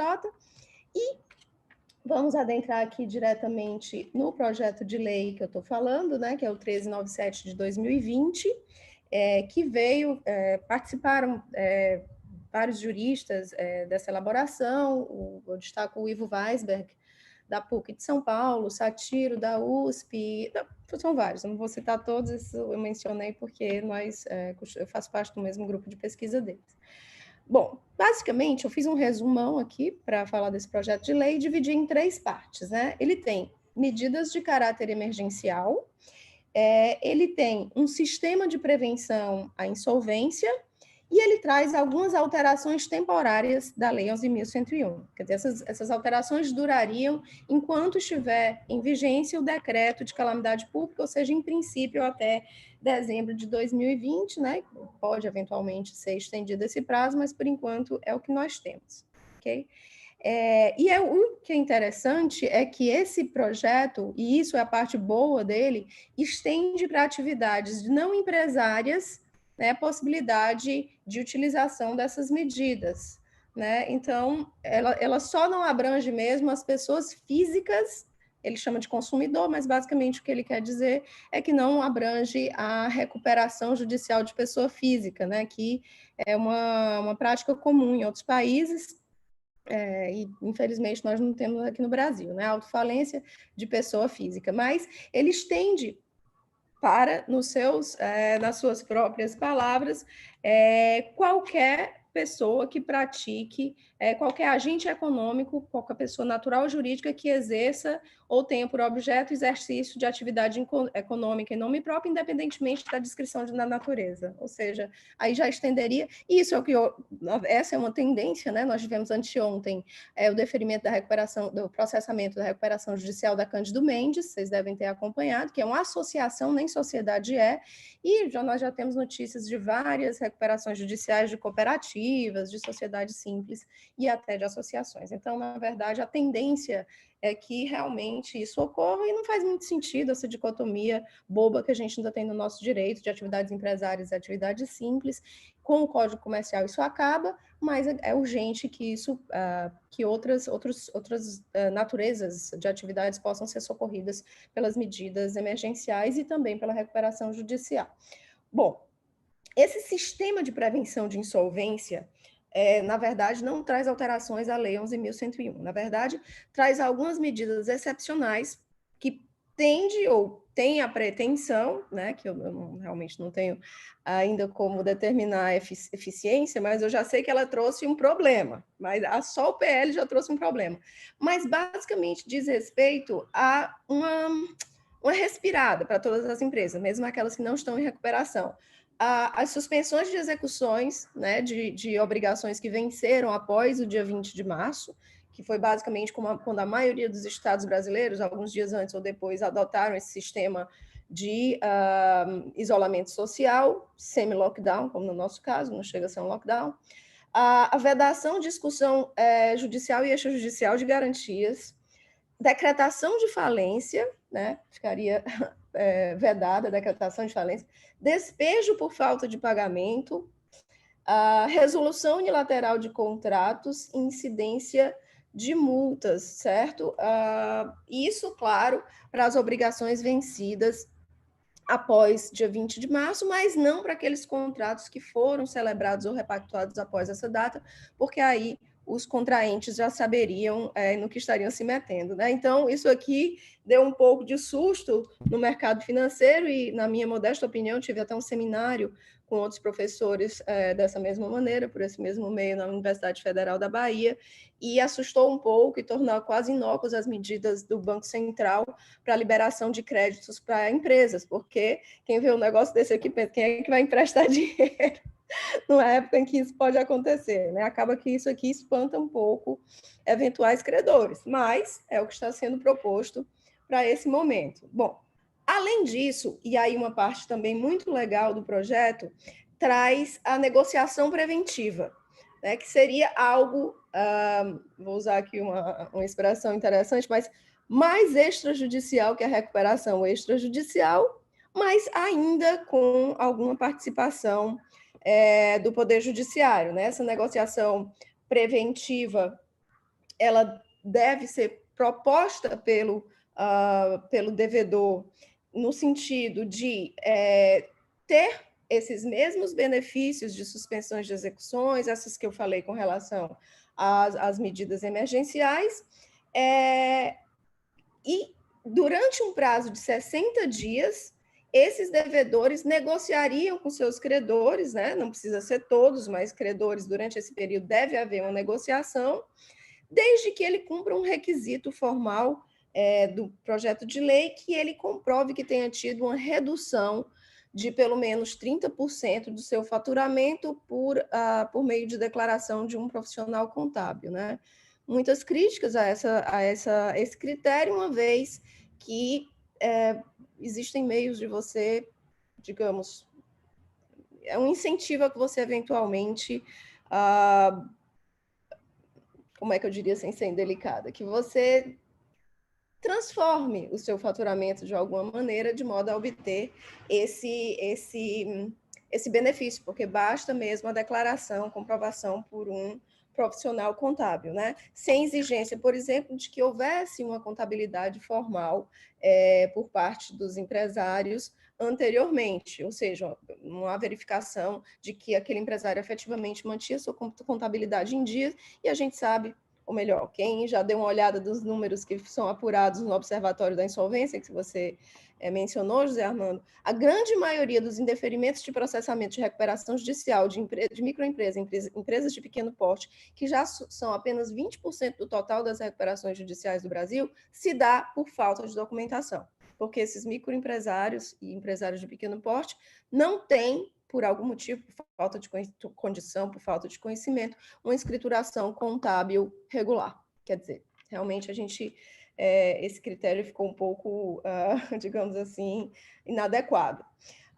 Bom, então, quando o empresário faz esse pedido de negociação preventiva, isso não é um pedido de recuperação, nem extrajudicial, né? Passa por uma análise subjetiva do juiz, ou seja, ele vai ver se esse empresário ele cumpre esse requisito, né, de ter essa redução de 30% do faturamento, e caso esse empresário tenha pedido ao juiz expressamente, ele pode nomear um negociador que será pago pelo devedor negociante nos termos em que ele, de maneira privada, estabelecer com esse negociador. Mas o juiz só vai fazer isso se o devedor pedir, senão ele mesmo vai negociar com os seus credores. Não cabe perícia. Eu sei que, apesar da Lei 11.101 não prevê expressamente a perícia prévia em recuperação judicial, nós sabemos que alguns juízes no Brasil, em especial lá em São Paulo, pedem a perícia prévia antes do deferimento do processamento da recuperação judicial. O professor Marcelo Sacramone é um deles, né? Professor da PUC e juiz de uma das varas especializadas de São Paulo. Então, aqui o projeto foi específico em dizer que não cabe perícia, né, para que, obviamente, isso não atrase essa negociação e nem gere um custo anterior. E esse prazo de 60 dias é improrrogável, e é interessante, o projeto realmente precisa de alguns ajustes técnicos.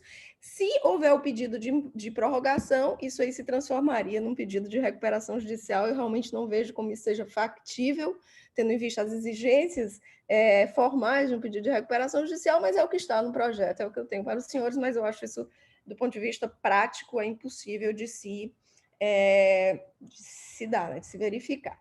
As alterações provisórias na Lei 11.101, vamos lá, o que é que nós temos? Essas alterações ficariam vigentes entre o decreto de calamidade pública, obviamente, na verdade,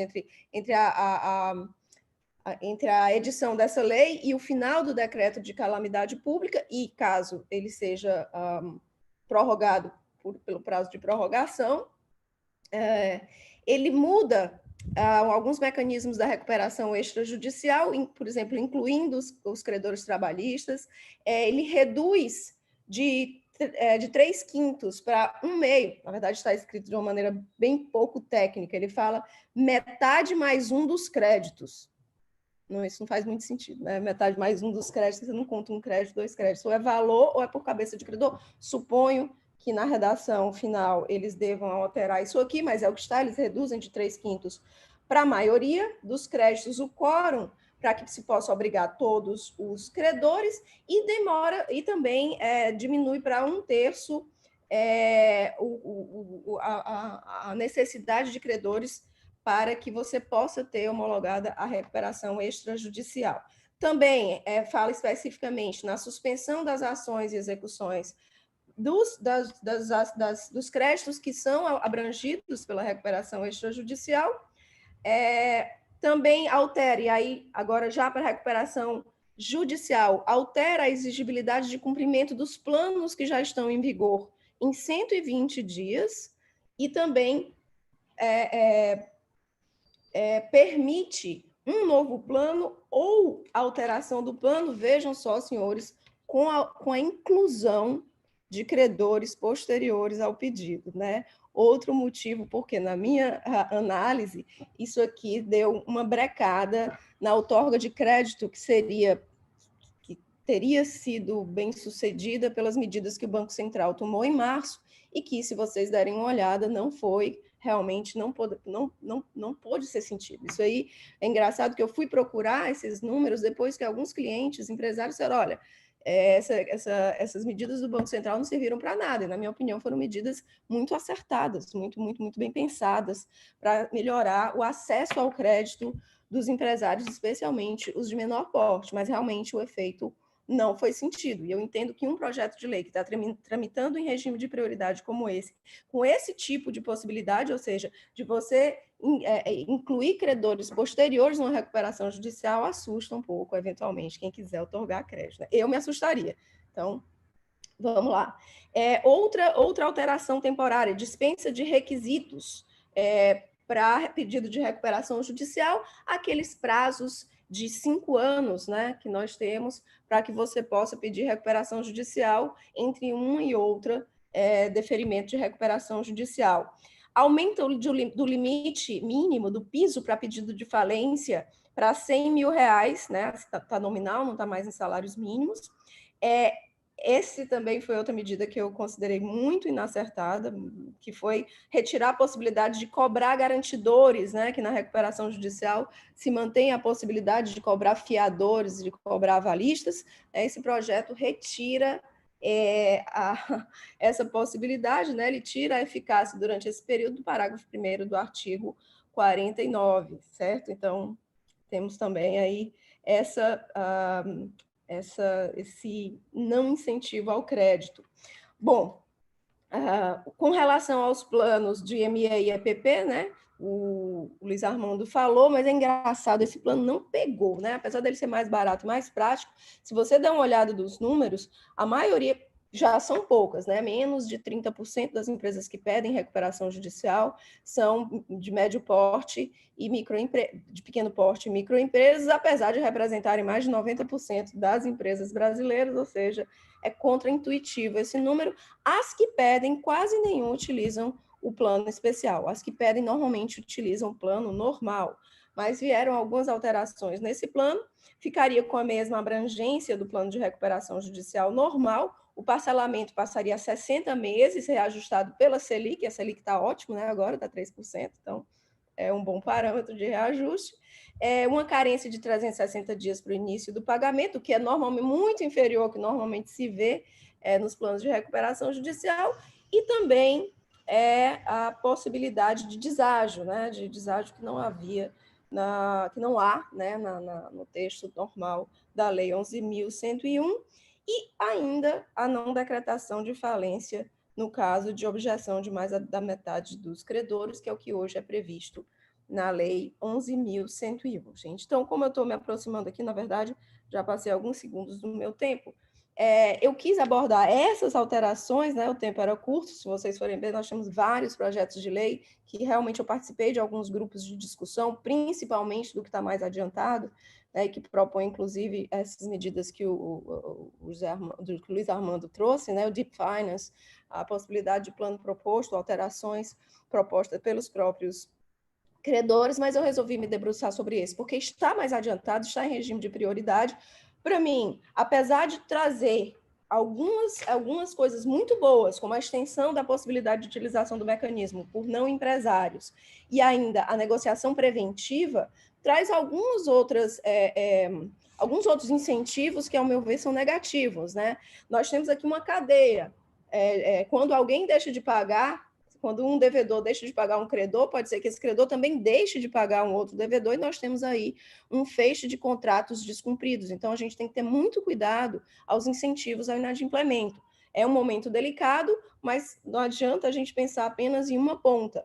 Na minha opinião, as medidas que deveriam ter sido muito eficazes do Banco Central para a outorga de crédito, que seria o melhor para os empresários agora, crédito, acesso a financiamento, para que, ao invés de não pagar, que possam pagar, e assim a cadeia produtiva possa se sustentar mesmo diante de tanta adversidade. E ainda, por último, a gente também não pode querer salvar as empresas a todo custo.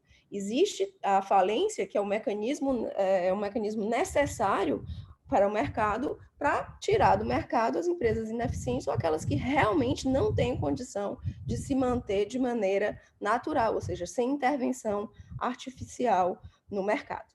Gente, é isso, eu estou aberta a perguntas, desculpa ter passado aqui um pouquinho do tempo, mas aqui realmente são muitas coisas. Obrigado, professor Winnie. A Mara foi nos enviando aqui as perguntas, e aí já aproveitando, dando continuidade à sua fala, eu já até começaria pela doutora. Tá, uma primeira pergunta, acredito que já tenha sido respondido, mas caso a doutora queira complementar, diz o seguinte, do Hélio Moraes, dizendo que realizando a leitura do PL 397, ao que pareceu a possibilidade de que agentes econômicos que não exerçam atividade empresária possam pedir RJ ou falência. Mas já o PL 6229, por outro lado, não trouxe a mesma previsão, né? E aí, qual seria a opinião da doutora sobre o tema, né? Bom, eu já tratei aqui, para mim, essa é uma Não. Para mim, essa é a melhor novidade desse projeto. Eu falei, até o Hélio, ele está um pouco confuso a maneira como ele está escrita. Realmente, deve ter sido escrita às pressas. Eu não julgo. Depois que eu comecei a participar muito de processo legislativo, vi como é difícil a gente escrever de maneira coerente quando você está com muita pressa, né? Então, eu entendo que, caso seja aprovado esse PL emergencial, isso será possível, e, na verdade, já é uma tendência, como eu até falei aqui, mesmo sem a previsão legal, já existem vários casos de recuperação judicial de agentes não empresários, até porque essa dicotomia ela é muito ultrapassada, já existe a previsão de acabar com essa dicotomia no Código Comercial, então aí nós não teríamos mais nem sequer essa discussão. O PL anterior do GT lá da USP, que é o que ele mencionou, é o esqueço os números, o 6229, realmente não trouxe. Na redação originária ele estava com essa previsão, mas por outras questões, às vezes você tem que abandonar determinadas disposições para que os projetos andem, ela foi retirada, certo? Mas a tendência, com esse PL, sim, está previsto para qualquer agente econômico, nominalmente independente de sua atividade, ser empresária ou não. Né? Então, vamos ver como é que ele passa quando ele for à votação em plenário. Né? No caso do PL 397, isso é medida permanente, né? Oi? Desculpa. No caso do PL 397, a proposta é que isso seja medida permanente, né? Não está aqui, porque não está como uma alteração da Lei 11.101. Então, em princípio, na redação que nós temos hoje, por isso que eu falei que eu estava confusa, na redação que nós temos hoje, não há essa alteração na Lei 11.101, porque se vocês olharem, nós temos 3 partes, um sistema de prevenção de insolvência, a negociação preventiva e as alterações emergenciais na Lei 11.101, e isso não veio como uma alteração. Não sei, porque eu não fiz parte desse grupo aqui. Se por uma questão de técnica legislativa deficiente, essa tenha sido a intenção, ou se realmente não era a intenção. Infelizmente. Quando eu vi quando eu tive a oportunidade de ler o PL 397, o que eu observei também tem um ponto que faz muita diferença, principalmente para as empresas que têm um faturamento sazonal. Né? Por exemplo, hotelaria, parte de restaurantes, que você na autoestação você tem um faturamento diferenciado. Quando ele fala desse procedimento de jurisdição voluntária, né, de negociação, ele toma como base a média do último trimestre, e aí ele fala trimestre correspondente. Então, a referência seria o último trimestre do exercício anterior, né, que seria outubro, novembro, dezembro, ou seria o último trimestre correspondente ao período do ano em que se pediu a medida. Me parece que essa última alternativa seja a mais coerente, né? Embora, de fato, o texto parece não deixar tão claro. Não deixa tão claro, e como eu disse, infelizmente eu não participei do grupo que fez esse PL, eu participei dos demais. Então, como eu falei, ele foi feito de maneira muito rápida, a crítica que eu faço aqui é uma crítica que é uma crítica simples, não tem nenhum demérito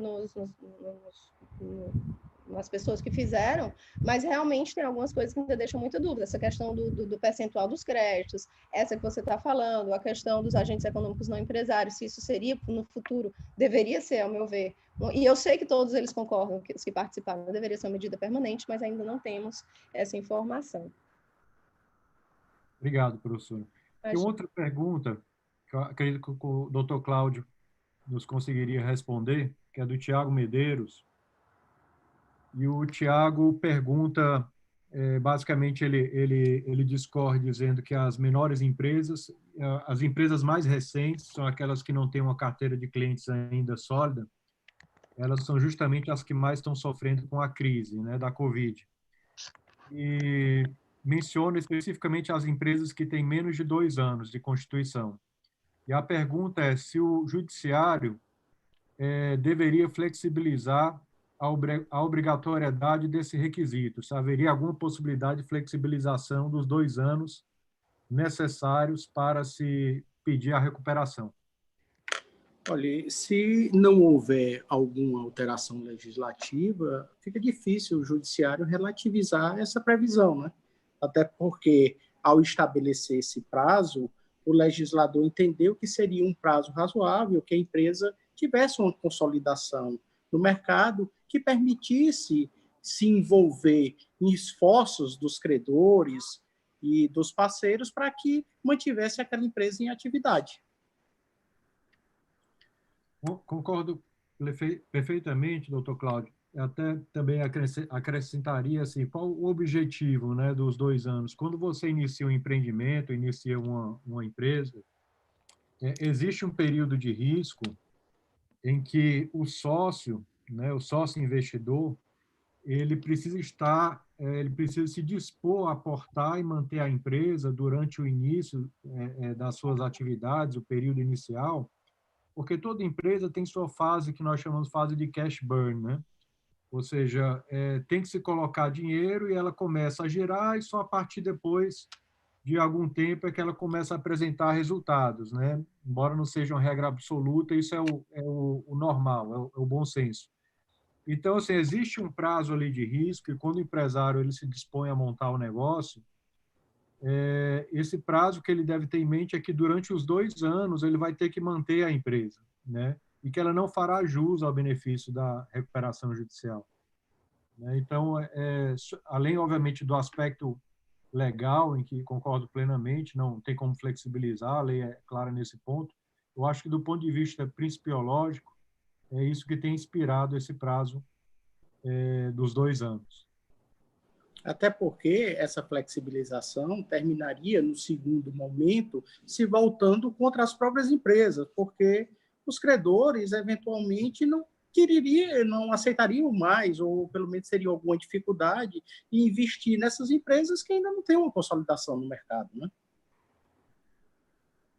E a última pergunta estaria mais relacionado ao meu tema, se qualquer empresa, ou seja, de qualquer porte, poderia pedir a recuperação, né? Isso já foi comentado que não só empresa de qualquer porte, como aquelas que são microempresas e empresas de pequeno porte, elas ainda fazem jus, né, ao plano especial.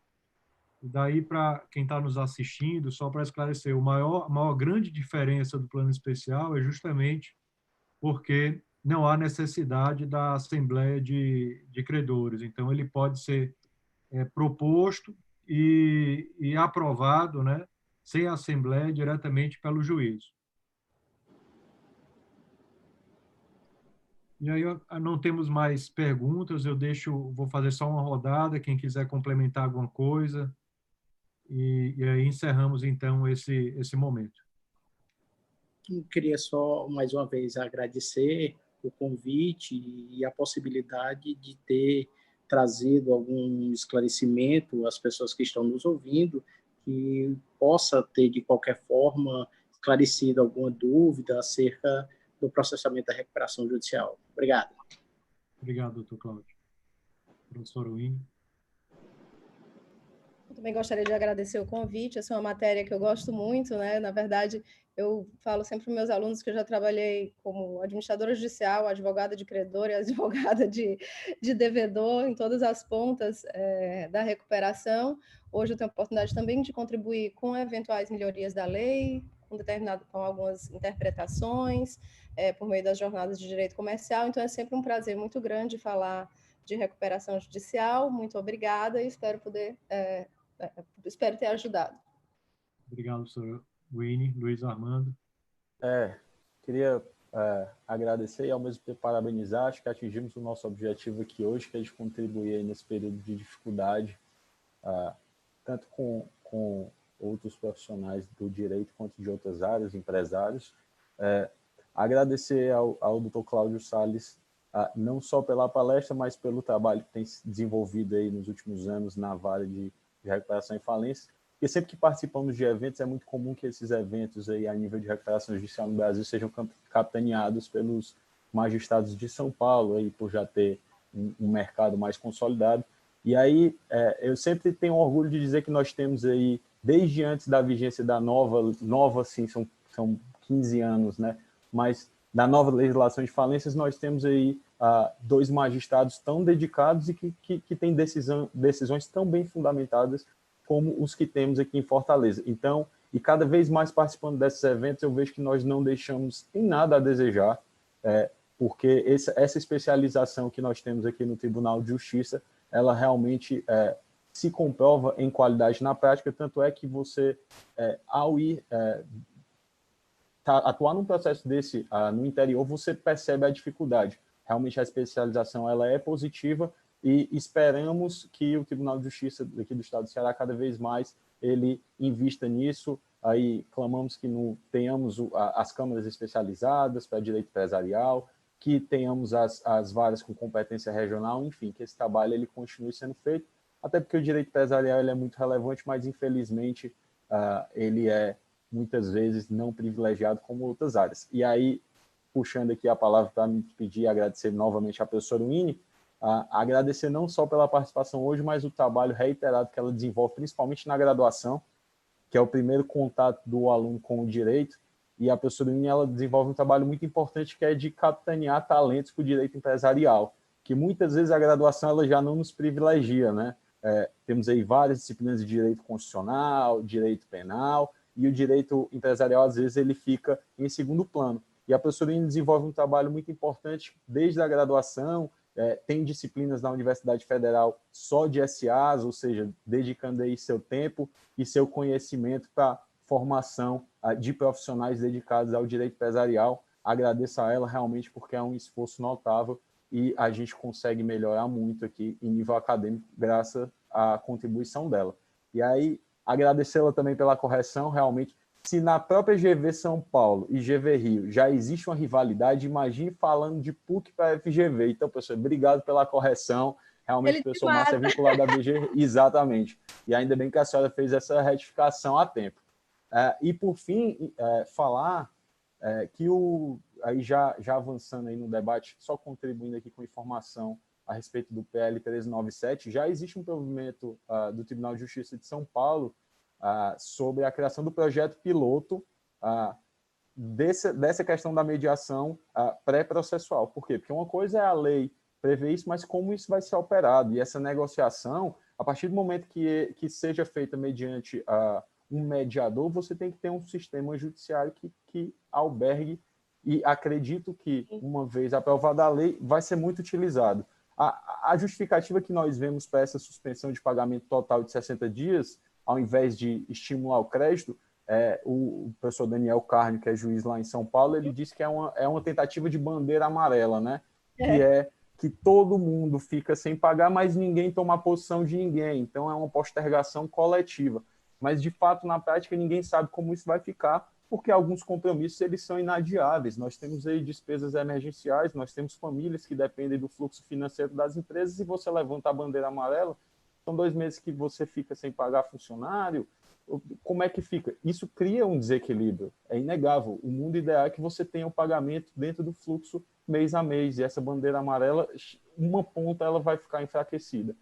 Então, tem razão, mas ela é importante, você tem toda a razão, para evitar até... A gente está muito preocupado com o colapso da saúde, mas tem um colapso do judiciário, porque se vier uma enxurrada de ações, de execuções, inclusive de recuperações judiciais, a gente não está preparado para isso ainda. Então, a ideia, inclusive, de um grupo de juristas também que está trabalhando junto a alguns projetos emergenciais lá em Brasília, era criar exatamente isso, criar determinados mecanismos extrajudiciais necessários anteriores a uma execução ou um regime concursal. Então, seria excelente que aqui no Tribunal de Justiça também se criassem essas até como forma de salvaguardar o sistema, para que o sistema continue funcionando, assim como está todo mundo tentando fazer com o sistema de saúde.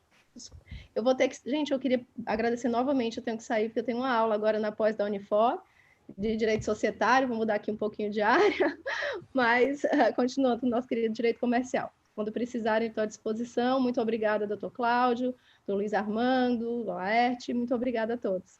Obrigado, professora Winnie. Obrigado por ter aceitado o nosso convite da faculdade. Doutor Cláudio, também, muito obrigado, tá? Ter aceito o nosso convite da FCDL. Foi um grande prazer aí ouvi-lo. E apenas compartilhando, né, essa enxurrada que a doutora Winnie, enxurrada de recuperações judiciais que podem acontecer, compartilhando da preocupação que ela manifestou. O principal problema que nós vemos é o como isso afeta as varas do interior, né?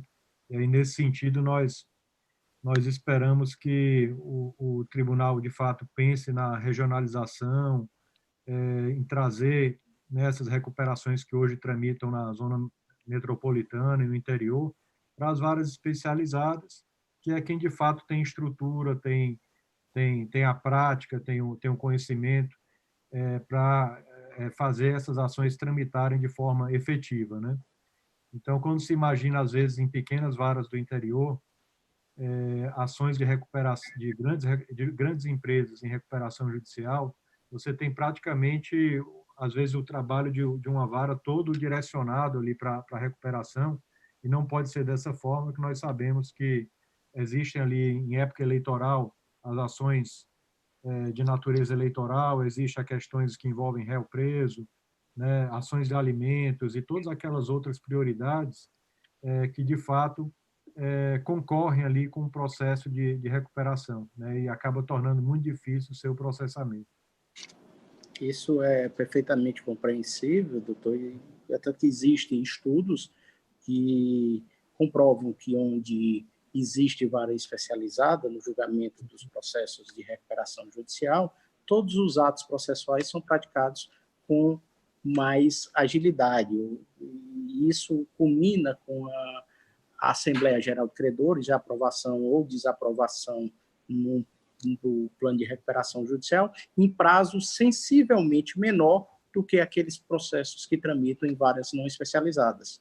E, além disso, o senhor tem conhecimento, porque atua na área, as empresas, muitas das quais, quando chegam ao judiciário pleiteando a recuperação judicial, já vão no limite. Se aquele pedido inicial não for deferido, ela talvez não tenha fôlego para suportar mais 30, 60, 90 dias, enquanto se defere o processamento da recuperação judicial, para que ela tenha, pelo menos, aquela blindagem patrimonial e possa manter as suas atividades.